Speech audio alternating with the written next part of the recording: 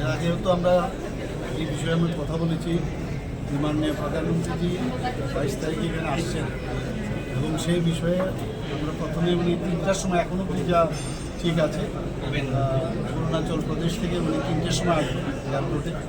সেই এয়ারপোর্ট থেকে উনি হেলিকপ্টারে ওদের পালাটানা যে হেলিপ্যাড আছে সেখানে নামবেন।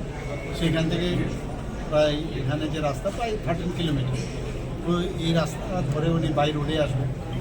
রাস্তার পাশে আমাদের যাতে মানুষ ওনাকে দেখতে পায়, তো সেই ব্যবস্থা ব্যারিকেডও করা হয়েছিল।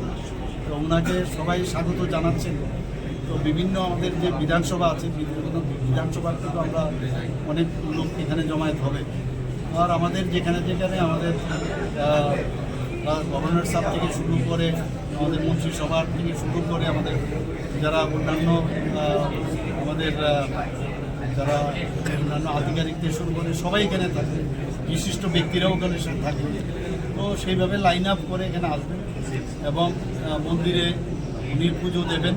পুজো দেওয়ার পরে এখানে জনজাতি যারা আমাদের সমাজমুখীরা আছেন ওনাদের সাথেও ওনাদেরকেও রাখার ব্যবস্থা আমরা করেছি।